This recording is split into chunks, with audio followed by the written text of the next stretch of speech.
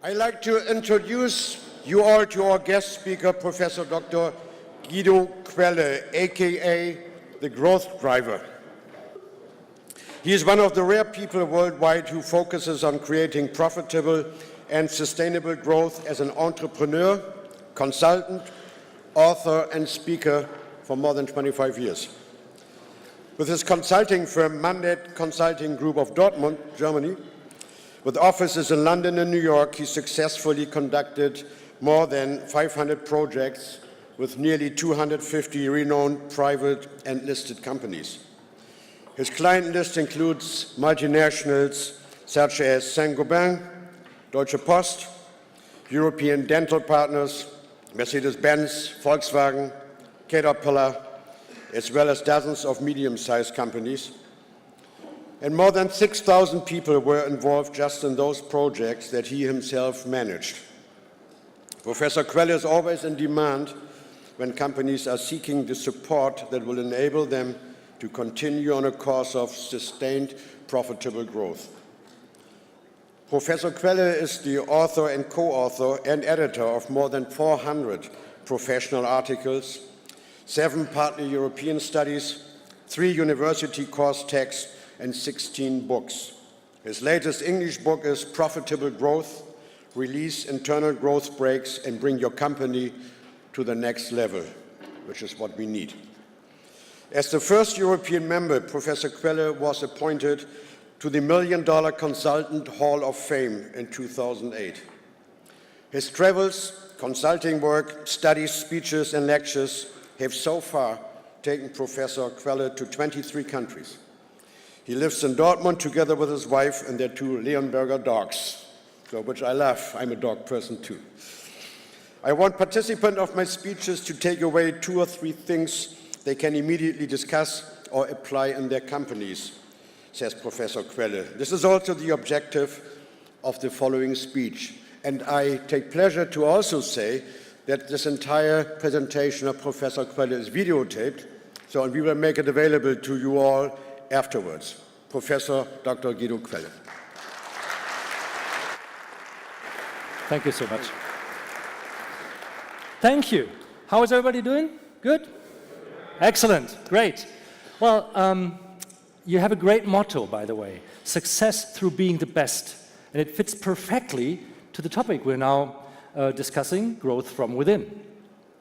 Because to be the best, you need to grow from within.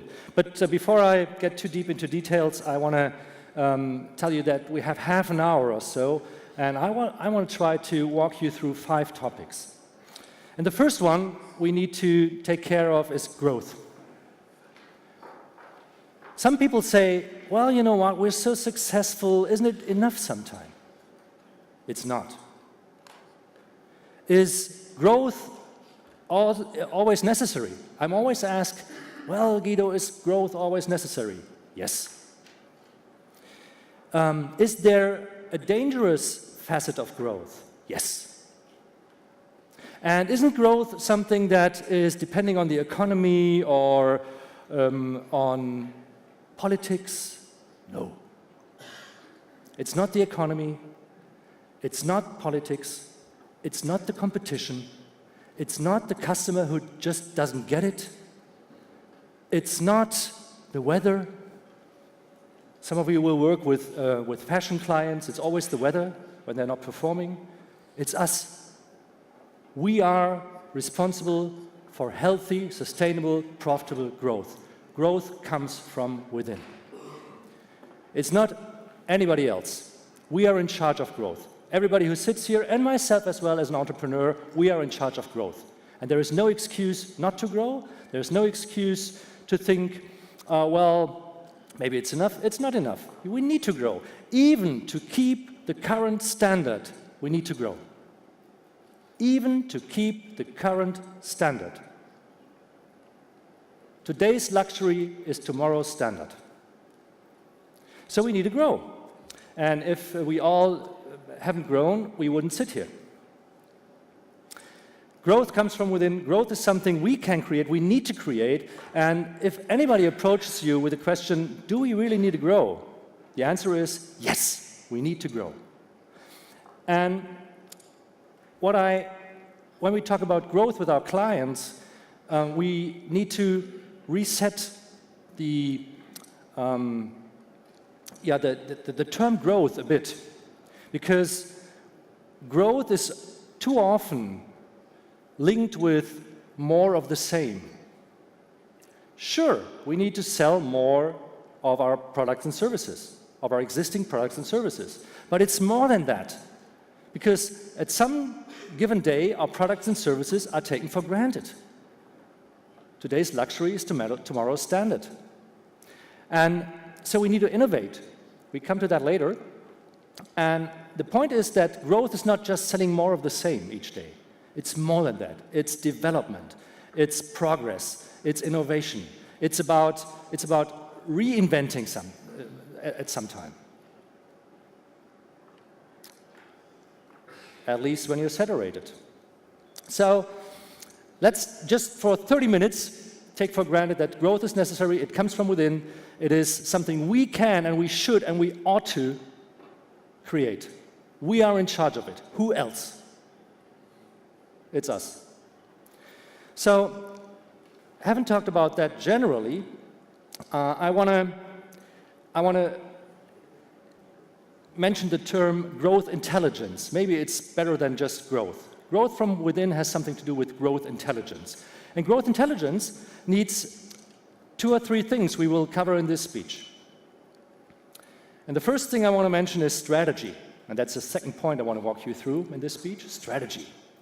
Wow, big word. I'm pretty sure that in a couple of presentations today and tomorrow, there will be the word strategy mentioned. You can do a buzzword counter, right? Strategy. But we need to talk about strategy because it's important for growth. And before we go further, I want you to do something, and I hope you can read it. I will write it very clearly. S and O. Minus, plus. I wanted to do something with your neighbor for 2 minutes, just 2 minutes. This axis is the strategic excellence, minus, plus. This here is operational excellence, minus, plus. And I want you to discuss with your neighbor for 2 minutes, just a brief discussion, the companies you know, your own aside, where are they located? Mostly. In quadrant number 1, low operational excellence, low strategic excellence. In quadrant number 2, low operational excellence, high strategic excellence. In quadrant 3, high operational excellence, low strategic excellence. Or in quadrant 4, that's where we all are, of course. Sure, we're here, right? Outperformed. High strategic excellence and high operational excellence. There's no right or wrong. I just want you to discuss with your neighbor the companies you know. Where are they located the most? 2 minutes from now. Go.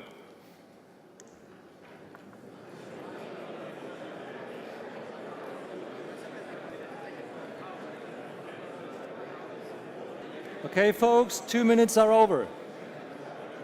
Thank you. You don't need me, do you? Thanks for this. And now raise your hands, please. There is no right or wrong. Who came to the conclusion that the most companies they know are located in quadrant 1? Hands, please. Okay. 2. Who thinks the most companies they know are in quadrant 2? 10. Don't leave me alone here.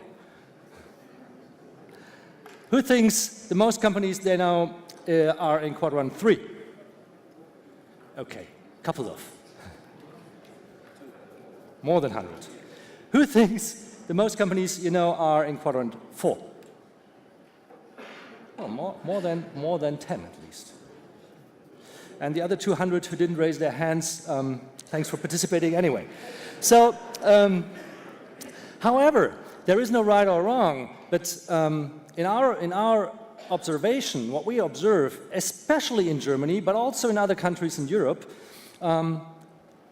we see most companies located here. Operational excellence, strategic excellence, well, not so good. And since there is no right or wrong, we try to figure out why is it so? Why is our observation that way? And we figured out that this has something to do with ambiguity and with the wish to control something. Operational excellence is something you can measure each day. You can reorganize, re-engineer your processes. You can streamline your processes. You can be more efficient. You have a lot of KPIs to measure all these processes. There are not too many KPIs to measure strategy. And this is something we can measure each day. We can see, are we getting better? Are we doing better? Are we really excellent? Or do we need to improve? This here, the strategy axis, is, well, really an area of ambiguity. We cannot measure strategy. Sure, we can. If a company is successful, we say, well, this must be due to a brilliant strategy. But this is an explanation backwards. And so we find it natural that most of the companies are taking care of processes and not taking care so much of strategy. I hope you're doing, well, we are here, so you must be doing a great job in doing your strategy as well. The important point about strategy is that it often is so inconcrete. It's not specific enough. And here's one of the reasons, maybe. And maybe when I was introduced, one point was take 2 or 3 things from my speech and try it at home. That's the greatest result you can achieve. There will be some things new to you, some things will be familiar to you, but if you take 2 or 3 things away from this speech and to test it, to try it out at home, that would be great. So, talking about strategy. What is strategy? Strategy is not away from today, right? It's not just away from today. Some people say, well, today is not too good, we can improve. Where do we go? Away from here. The bad news is, away from here is everywhere. Good news is, you're always right. Because away from here is everywhere. And if you are somewhere, you are away from here, somewhere else. But, you know, some of you will take a car to get back home or to the airport or whatever. If you tell the GPS system, get me away from here, it will say, repeat please, I didn't get your message. And here is news for you. Your company acts the same and reacts the same. If you say, folks, we're getting away from here, everybody says, great boss, thank you so much. Everybody's doing right because everything away from here is good, and everybody is somewhere. The company doesn't understand the message, get me away from here. And that's why we need something, and it's really another buzzword, but I need to do it, it's a vision. We need a vision. We need a vision not just for the whole company. We need visions for within the big vision of the whole company, we need visions for our operations. And this vision must be set by the top management or the owners. Otherwise, it doesn't work. A vision is not something that is anarchical or there is a certain basic democracy. A vision needs to be set by the top management or the owners. And this vision gives the direction for what we call strategy. Hey, buzzword. But simple as that, we have a combination between today and tomorrow. A vision is something not esoterical. It's nothing consultants should work on for a couple of months. It's something very specific. It's a desirable state of a future that we maybe will not achieve. A desirable state of the future we may not achieve. No figures, no numbers, no years, it's qualitative. And this is something we often miss in companies. It's not magnetic enough. Sometimes there is, in the year 2028 or what, we will make a couple of $1 billion or euro or whatever more. That's not a vision, that's a goal. We need a vision because otherwise we cannot get our people on board. And if we take for granted that growth comes from within, we need to get our people on board. And we cannot get our people on board just with numbers, with figures. We need some qualitative, we need a picture, we need something we can work on together on a common picture of a future. This is not esoteric. This is really practical advice. If you don't have a vision, create one. If you have a vision, make sure your people are knowing it and your people are getting it. The first step, so, is to say, where are we today? That's fair. Where do we want to be tomorrow? And the shortest way from A to B is the strategy. And then, just to make it complete, then there are certain actions, activities, projects, measures, whatever you call it, that take you from today to tomorrow. Often forgotten. Strategy is clear. I really often hear it from our clients. Well, you know what, of course we have a strategy, otherwise we wouldn't be so successful. Okay, tell me your strategy. Well, it's so and so. And even if people are capable of telling me their strategy, they're often enough not capable of explaining their strategy to their employees. And this is something extremely important when we talk about growth. It's obvious, and it's not easy. And there is something within this picture here, within this visual here, that strengthens my point I made here. Because the red area there is an area of uncertainty, of ambiguity. You don't know what the future will bring. You have no idea, but you can make sure that you shape the future, create the future as good as you can by taking specific action. And that's how we reduce the ambiguity factor of the strategy a bit. But everybody must know there is no 100% certainty or 100% clear picture of the future.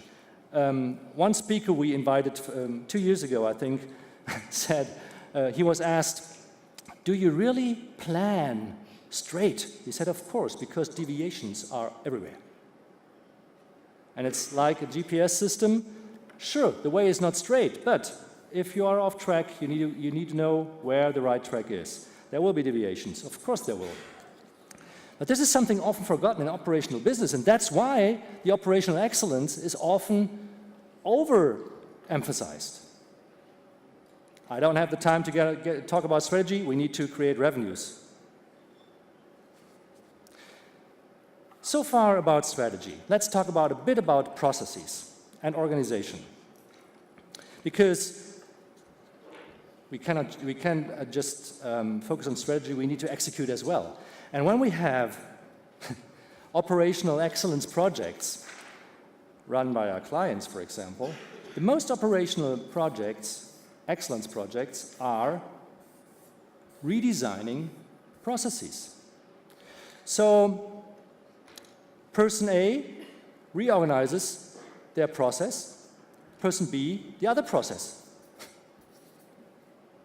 And this could look like the following situation. I just, a couple of months ago, a couple of years ago, I must say, there was a situation, it was winter. We were at the client site. We had a project meeting. And at some given hour, the assistant of the management entered the room, went to the project manager of our client, said something I didn't get. The project manager went out of the room. I said, oh, great meeting. They came back, and the project manager said, well, we have an issue because one of our most important clients wants to get here early January. It was just before Christmas, December something, early January, to test the products he ordered. And we are not able to deliver them. They're not even ready by the beginning of January. But that was something we promised, and we need to keep our promise. So there was a great heat in the room.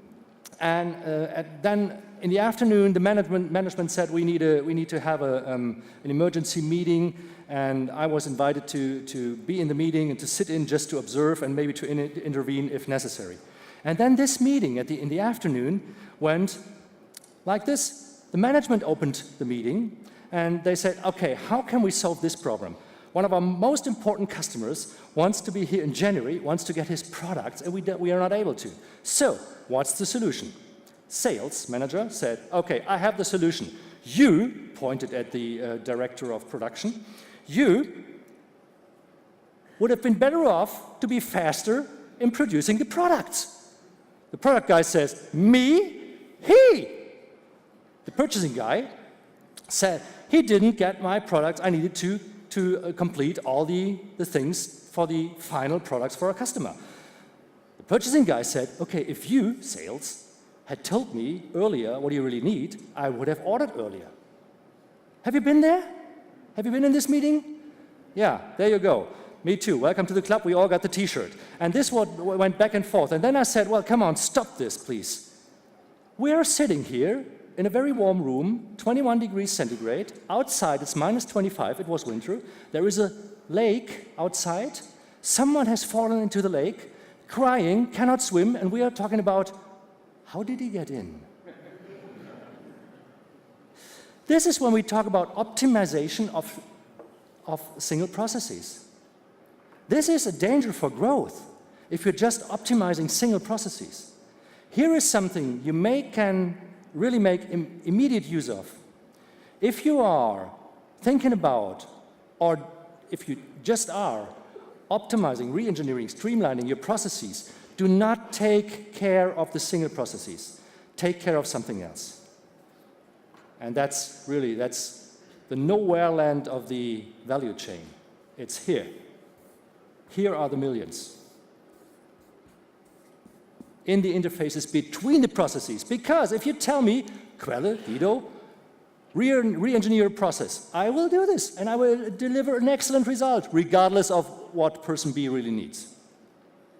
And this is something we need to focus on, creating growth from within. We are all in charge of that. To focus on the interfaces between the processes, not just on the processes, because you can really assume or presume that the person will optimize the process. Very good. Focus on the interface. There are the millions. Literally, by the way, literally. And this is something we too often recognize, that processes are optimized in an isolated way, which is always dangerous. And then there is another thing. Have you been in these meetings when someone gets up, walks to the easel, and draws something like this? Well, we have this guy here, and this person there, and this person here, and this, and here are some others, and we need to take them here. And did you have these situations? Someone walks up and does some organizational charts without having talked about the processes first. Organization needs to follow the process, not the other way around. What we are doing all the way is creating an organization, and we try to bow the processes until they fit. Dangerous for growth. Growth comes from within. If you really have a growth thinking, and I respect that you're not a startup, but it's also possible in successful companies. Take care of your processes first and rearrange the organization then. It works. It's not the easy way. It's not easy. If it was easy, everybody would do it. Everybody would be successful if it was easy. It's not easy. But it's the only way I know to really be effective, not just efficient, in processes. My fourth, so we talked about growth, we talked about strategy. It's a par force, I really admit. We talked about processes. Why don't we talk about sales? The book that was introduced at the beginning of my speech, Profitable Growth, deals with releasing internal growth breaks. And since I had more time to write the book than to give a speech, I was able to really go deep into the different departments. And why don't we talk about sales? Because sales, ladies and gentlemen, I'm really convinced that sales is the most important department in a company. The bad thing is, sales guys know this. And they act accordingly, more often than not. We are all important, yes, but if nobody is selling products and services, the other guys can go home, right? We don't need any production, any we don't need engineering, we don't need management, we don't need bookkeeping if there is not someone selling products and services.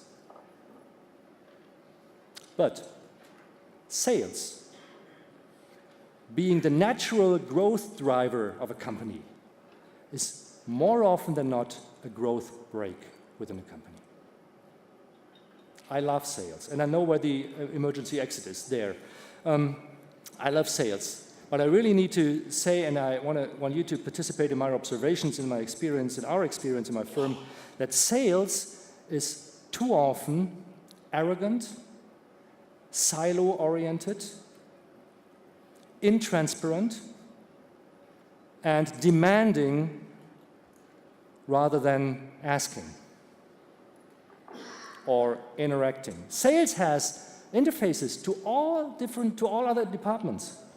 And these interfaces are very valuable. We once did a study on the interaction between marketing departments and sales departments.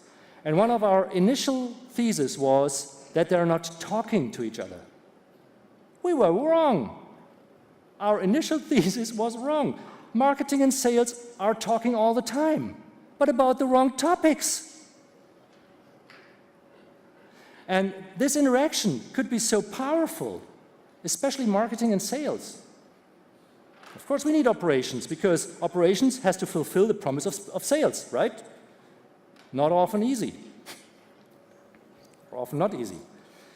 And we need to talk about really sales in terms of a growth driver. If sales wants to be a growth driver, they need to interact better, they need to understand the company better, they need to do more than asking for more marketing material, lower prices, higher availability, or whatever, or the right customers.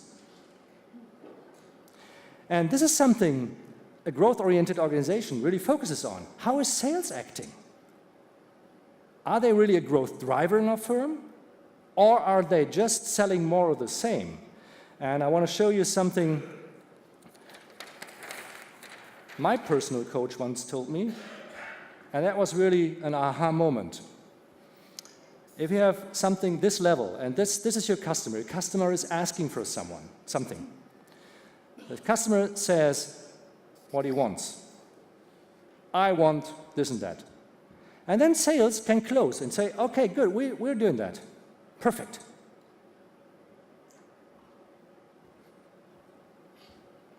Instead of asking what the client or the customer really needs.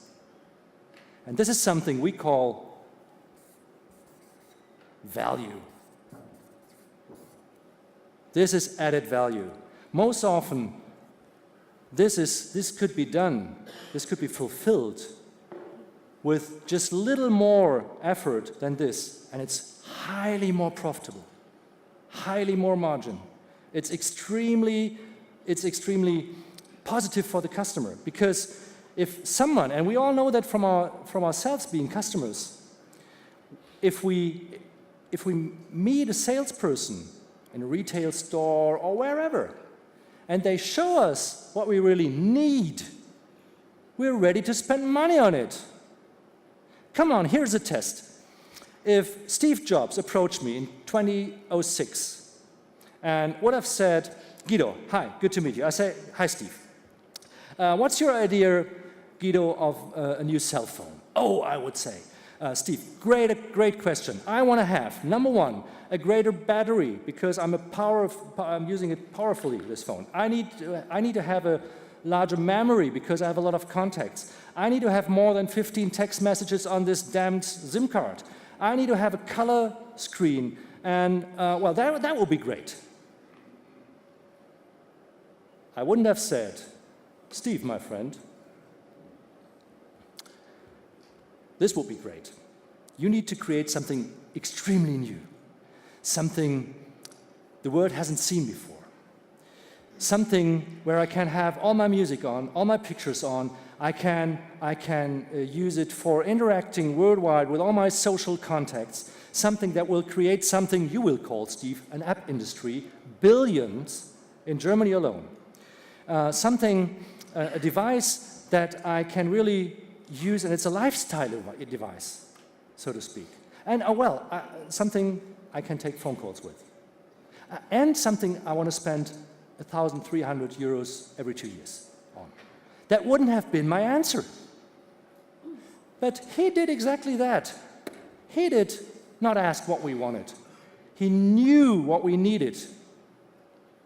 And that is anticipation of needs, is something we are all not Steve Jobs, we're not creating iPhones, we're here in the logistics services area, but all your customers have certain needs. And what we need to ask them is, are these needs already met? Are they even identified? And if not, we're better off to do this. It takes time, yes, but it's way more profitable than just giving the customer what he wants. In the logistics services, you call it value-added services, whatever, but even the value-added services are something customers often want already. So why aren't we talking with customers? Why aren't we taking the time to really talk about what the customer needs? It's highly profitable business. By the way, what we haven't talked about, the bonus, is the question, where are we on the growth curve currently? If this isn't clear, we are maybe acting the wrong way. A lot of companies we know are here, saturated. Do you know how to recognize when you're saturated? Certain things. Number one, you're talking about cars in your company. Who will get what kind of car?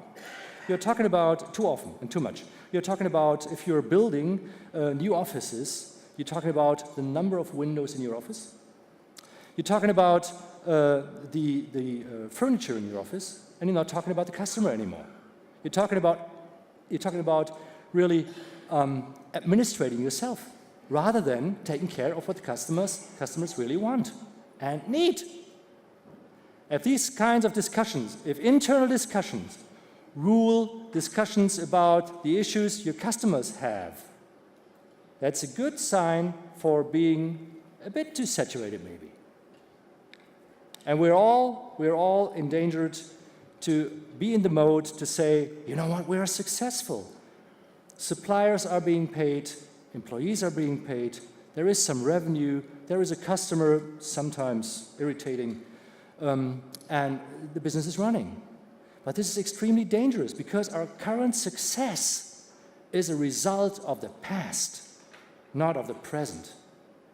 Our current success is being based on decisions we made in the past.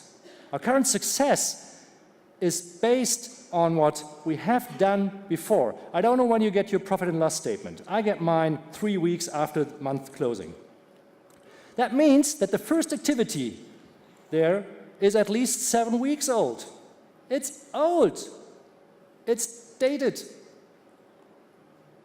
We need to take care that we, in this present moment, and by the way, the scientific definition of presence is the second before, this second, and the second after, period. In this second, we make the right decision for the future, so that we are able to say in the future we're still successful, and even more successful than before. So if you want to maybe create a bit sense of urgency in your own firm, that will be a certain aspect to talk about. My last point I want to address today is the point of how to implement all the ideas we have, the growth ideas we have. How can we do this?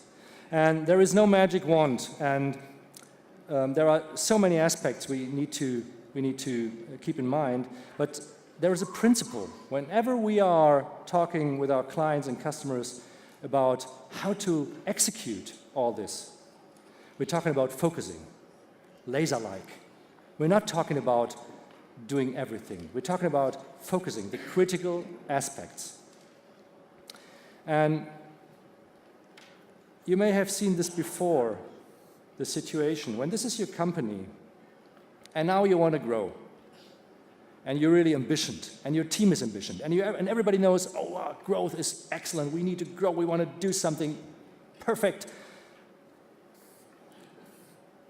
a lot of activities are being done, and some of them are really meeting the objectives. But some of them are a waste of time. And if you look at this company 1 year later, maybe it has grown a bit. We do it a different way, and we really recommend you to do this in a different way as well. This is your company. I can't change this. But we can change the way to approach growth activities. When we work with a company, we take care that everything is laser-like, focused, and really delivers results. So that when we go to a company a year later, it has grown maybe that much. This way, you have done a lot. This way, you have great results. Thank you so much. Thank you. Thank you so much. And by the way, this is my email address. If you send me an email, I will provide you a link to this video that was just taped if you just want to see it again, watch it again. And I have also created recently a growth manifesto, a manifesto for profitable growth in English, so I can send you the PDF as well. Just send me an email, and I'll be happy to send you the link or the PDF. Thank you so much. Thank you.